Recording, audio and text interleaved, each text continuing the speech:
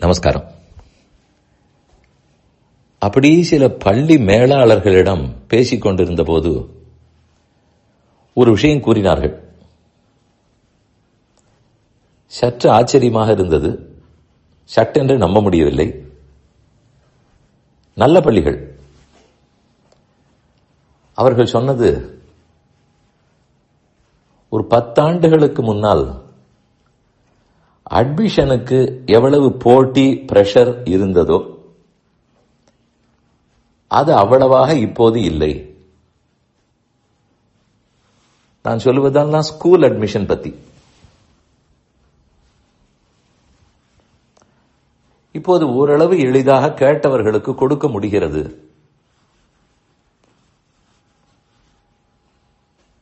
இது அவர்கள் சொன்னது. என்ன காரணம்னு திரும்ப கேட்டேன். ஒன்று, பல பள்ளிக்கூடங்களும் திறந்து விடப்பட்டன. இப்ப நிறைய பள்ளிக்கூடங்கள் உள்ளன. அதனால் அவரவர் பக்கத்தில் பார்த்துக் கொள்கிறார்கள்.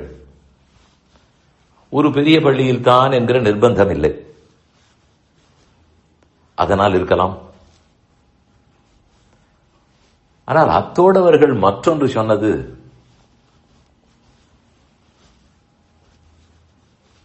மொத்த அப்ளிகேஷனே ப்ரீகேஜி போன்ற முதல் வகுப்புகளுக்கு குறைந்து விட்டன.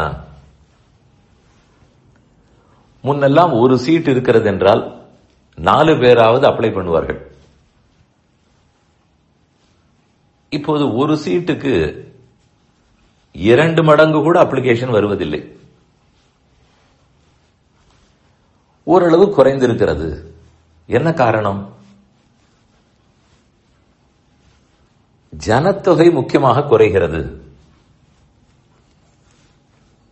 அதுவும் இந்து தர்மத்தை சேர்ந்த குழந்தைகள். அவர்கள் குறைந்தே போகிறார்கள். அதில் நிறைய பேர் மெட்ரோ சிட்டிஸுக்கு மைக்ரேட் ஆகிவிடுகிறார்கள். அதனால் வெளியில் எல்லாம் அவ்வளவாக டிமாண்ட் இல்லை. சிட்டியிலும் நிறைய பள்ளிகள் இருக்கிறபடியாலே அங்கும் இடம் சுலபத்தில் கிடைக்கிறது. இதுதான் அவர்கள் சொன்னது. நாமானால் ஒரு புறத்தில் மிக இளமையான பாரதம், நமக்கு தான் சராசரி வயது உலகத்திலேயே ரொம்ப குறைவு. இன்னும் சில நாடுகள் தான் இதை விட குறைவு, அவ்வளவே. ஆனால் இந்த இளமையை பயன்படுத்திக் கொள்ள வேண்டும் சொல்லுகிறோம். ஒருபுறம் அதை சொல்லிக் கொண்டிருக்கும் போதே அடுத்த சில நாட்களில், ஆண்டுகளில் பார்த்தால் 3 குழந்தையாவது இருந்தால் தான் காப்பாற்ற முடியும். 4வது குழந்தை பெற்றுக்கொண்டால் உதவித்தொகை கிடைக்கும். இதெல்லாம் பாரதத்திலா காதில் விழுகிறதுன்னு தோன்றும். ஆமாம், பாரதத்தில் தான் நடக்கிறது. என்ன, கொஞ்சம் முன்னால் விழித்துக் கொண்டு விட்டார்கள். இன்னும் கொஞ்ச நாள் தள்ளி முழித்துக் கொண்டிருந்தால் அதற்குள் நமக்கு வயதேறி இருக்கும்.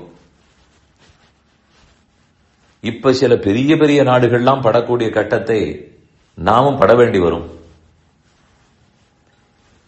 இப்போதுதான் அந்த 3வது குழந்தைங்கிற பேச்சு எழுந்திருக்கிறது. ஆனால் அது உண்மை.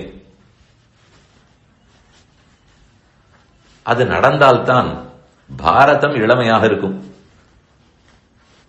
என்ன சொல்லுகிறீர், 140 கோடி மக்களை வைத்துக் கொண்டான்னு சொன்னால் அந்த படிப்பு என்ன, அதனுடைய ஸ்டாட்டிஸ்டிக்ஸ் என்ன என்பது எனக்கு சரிவர தெரியாது. ஆனால் இப்படித்தான் சீன தேசத்தில் 150 கோடின்னு சொல்லிக் கொண்டிருந்தார்கள். பேசிக்கொண்டே இருப்பதற்குள் என்ன நடந்தது என்றே தெரியாது. ஜனத்தொகை குறைய ஆரம்பித்து விட்டது. அது அவ்வளவு வேகத்தில் நடக்குமோ என்னமோ எனக்கு சொல்ல தெரியவில்லை. ஆனால் அது ஏதோ ஒரு ஆபத்து இருக்கிறது என்பது மட்டும் தெரிகிறது. அதிலும் முக்கியமாய் இந்த தர்மம் இந்து தர்மத்துக்குத்தான் அந்த கடினம். ஆனால் இது சற்றென்று நமக்கு உள்ளத்துக்கு படவே படாது. மூன்றாவது குழந்தையா, என்ன பேசுகிறீர்கள்? இதுதான் நம்முடைய இம்மீடியட் ரியாக்ஷன். இருக்கட்டும், எனக்கும் அதே ரியாக்ஷன் தான் உள்ளது. இருந்தாலும் கொஞ்சம் சிந்திக்க வேண்டிய நேரம் வந்துவிட்டது என்றுதான் தெரிகிறது.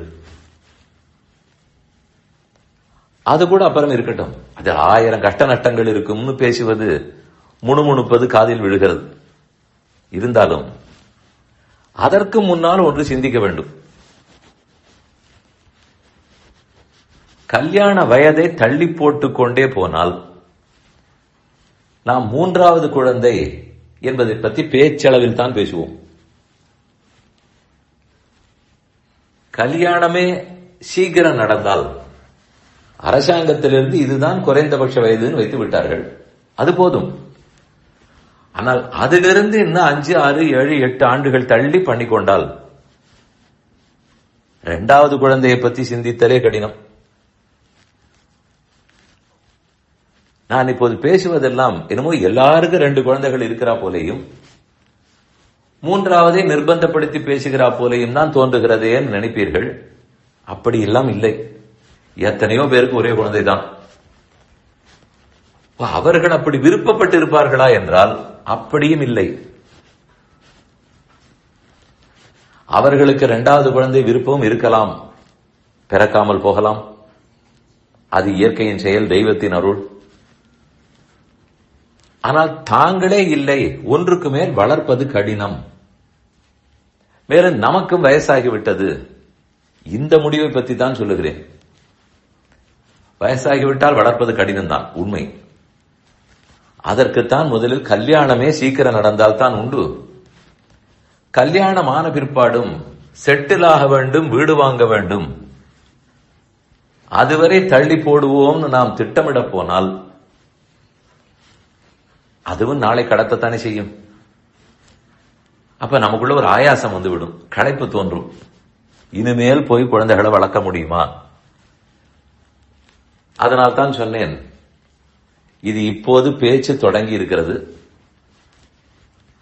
இது ஆக்கப்பூர்வமாக சிந்திக்க வேண்டும், அனைவரும் சிந்திக்க வேண்டும். குடும்ப பாங்கு என்றால் என்ன? குடும்ப ஒழுக்கம் யாது? நம் தர்மம் அதை பற்றி என்ன சொல்லியிருக்கிறது? இவையெல்லாம் முக்கியத்துவம் பெற வேண்டும். இப்போதைக்கு சம்பாதித்து வீடு கட்டி குவாலிட்டி ஆஃப் லைஃப் இதுதான் முக்கியம்னு தோன்றுகிறது. அப்படியே இருக்கட்டும். அதைவிட முக்கியமான பலதும் வாழ்க்கையில் இருக்கின்றன என்பதை புரிந்து கொள்ள வேண்டிய காலம் வரும். சீக்கிரம் வந்து கொண்டிருக்கிறது.